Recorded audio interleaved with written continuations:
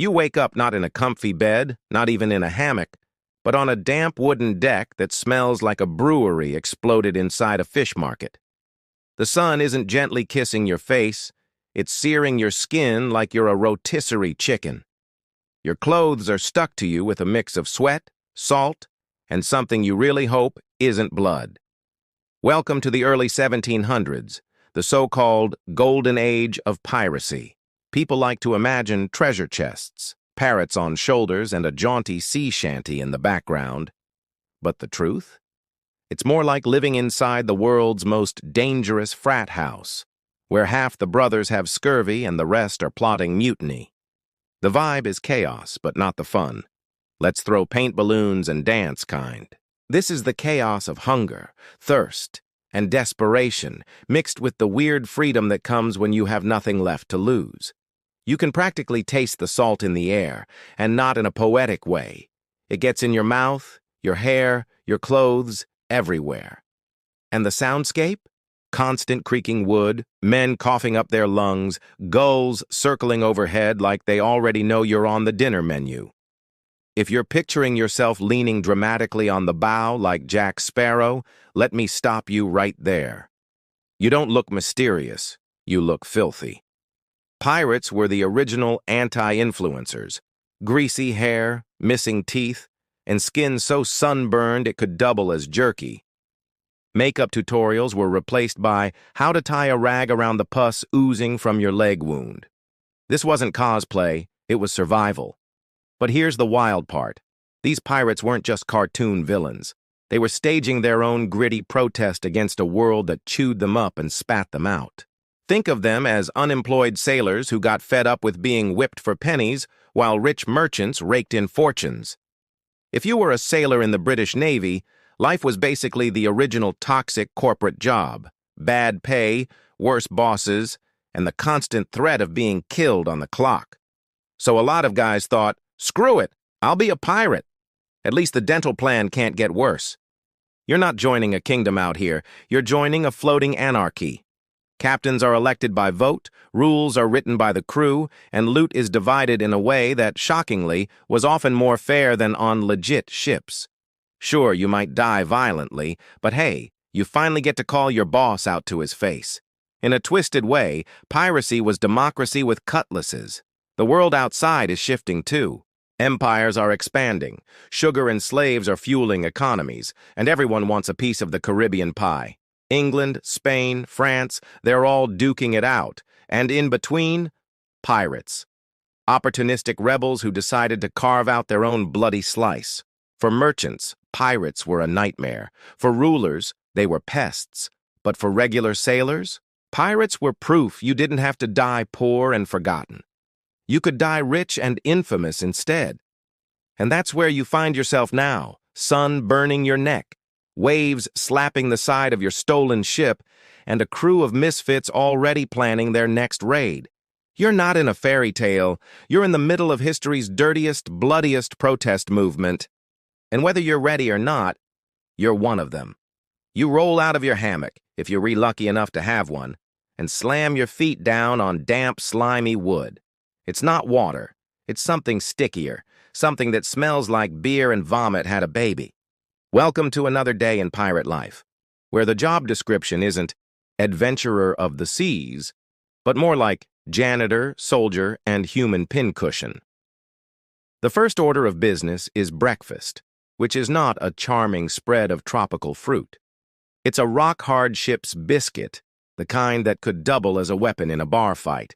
You slam it against the table and watch a few worms crawl out.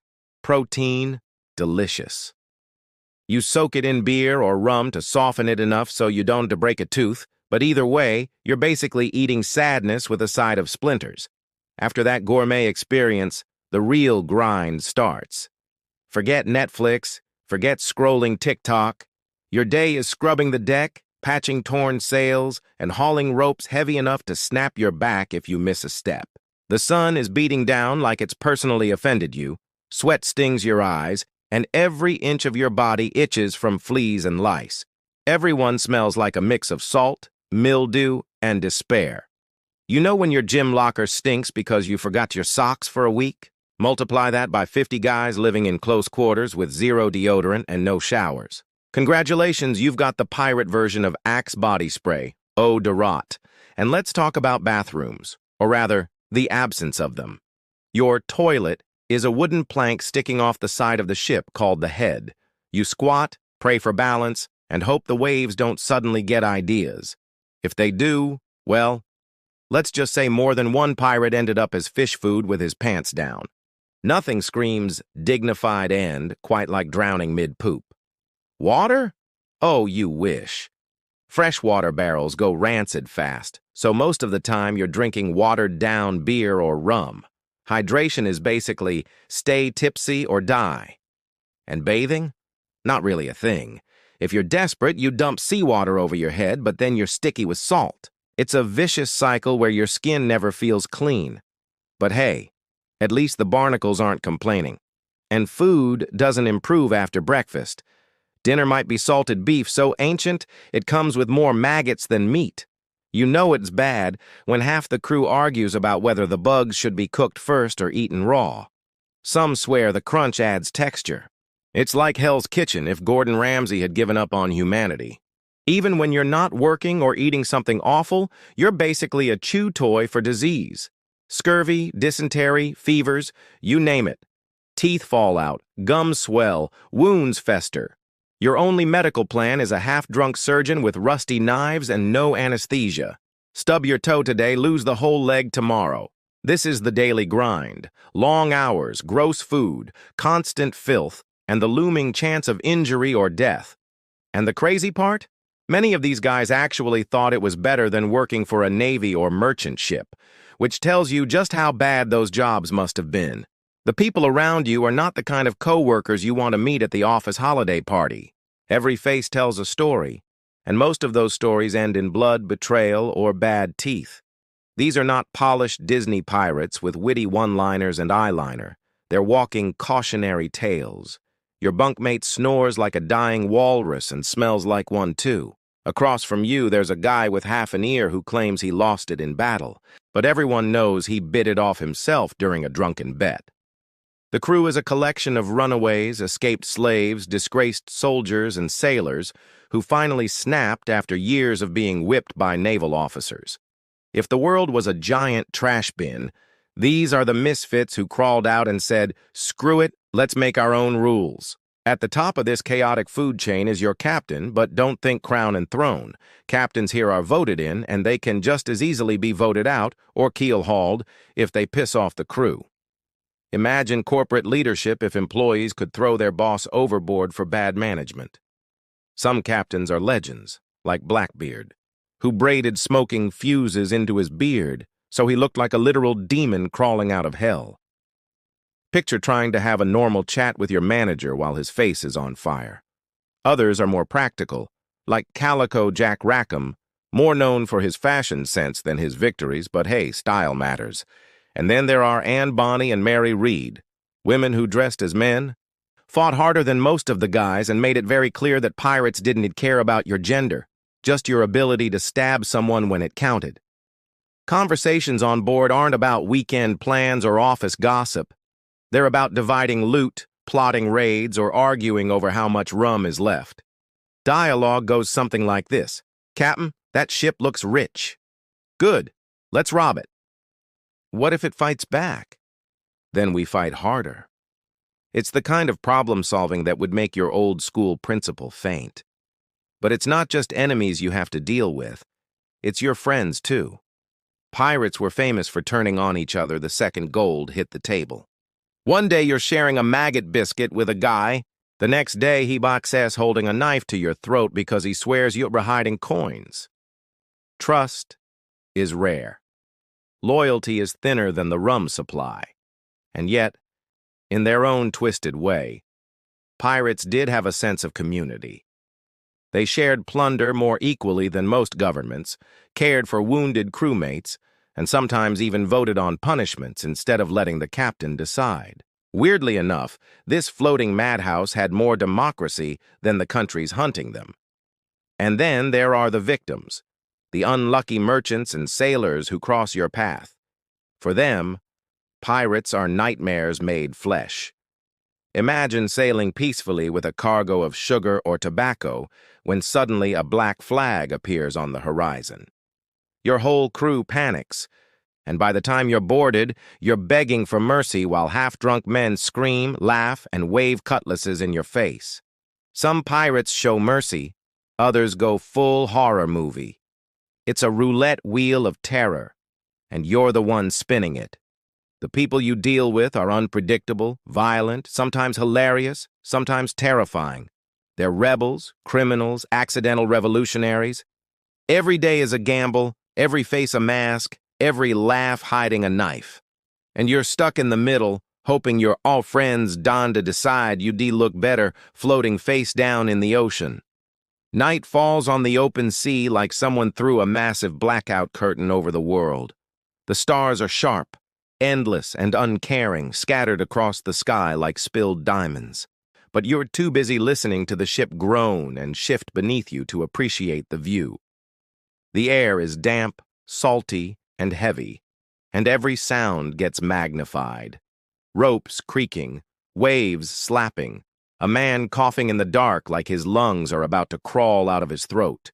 This isn't the cozy kind of night where you tell stories around a fire. This is the kind of night where shadows seem alive, where every creak could mean death creeping closer. The first danger isn't even other ships. It's the sea itself. A storm doesn't announce itself politely. One moment the horizon is calm, the next a wall of black clouds rolls in, and suddenly the ship is pitching like a drunk staggering out of a tavern. Rain hits like knives, wind tears at the sails, and you're clutching a rope with both hands, praying it doesn't snap. The deck becomes a slip and slide of seawater, blood, and vomit. One wrong move and you're gone, swallowed by the black water, your body never seen again. The sea doesn't care about your plans, your loot, or your dreams of glory. It just wants you dead. But storms aren't the only thing lurking after dark. Sometimes it's another set of sails that appears on the horizon, faint lanterns bobbing in the distance. Is it a merchant fat with cargo, or a Navy warship sent to drag you back in chains? You can't tell, and the uncertainty is worse than knowing. Suddenly whispers spread across the deck, pistols are checked, cutlasses sharpened, and you're holding your breath, waiting. A cannon shot could come out of nowhere, splitting the night wide open, and then it's chaos. Splinters flying, men screaming, gunpowder choking the air as the ship rocks with every blast. The darkness hides everything and makes it worse, turning battle into a blind frenzy where friend and foe blur together. And even if no ships or storms appear, you're not safe. Disease doesn't sleep at night. You lie awake, listening to the guy next to you groan and scratch at sores that won't heal, or someone puking over the side with a fever that'll take them by morning. The stench of rotting wounds mixes with the smell of salt and tar, reminding you that at any moment you could be next. If you get sick, the doctor might saw off a limb with nothing but a bottle of rum to dull the pain. Close your eyes, and you can almost hear the sound of the blade scraping bone. Sweet dreams. Then there's betrayal, always simmering. A whispered plot in the dark, a crewman slipping a knife from his belt, someone deciding tonight's the night to test their luck. Darkness is the perfect cover for mutiny. The line between crewmate and killer is paper thin, and you can never be sure who's on which side until the blood hits the deck. So you lie there, staring up at the stars you can barely see, the ocean yawning around you like a hungry mouth, danger pressing in from all sides. Every night is a gamble, every shadow a threat. Out here, survival isn't promised, it's borrowed. By the time you've survived weeks or months of this chaos, the question starts gnawing at you. What does it all mean? Why risk your neck, your sanity, your teeth, just to scrape by on the edge of existence? The thing is, piracy wasn't just about greed, it was about rebellion. It was about standing in the middle of a world rigged by kings, corporations, and navies, and saying, "Nah, we're not playing your game." These ships weren't just floating dens of crime, they were floating protests. Imagine the worst, Most soul-crushing job you've ever had, where your boss treats you like dirt and the pay wouldn't even cover your coffee addiction. Now imagine you and your coworkers stealing the office, flipping off corporate headquarters, and driving it across the sea.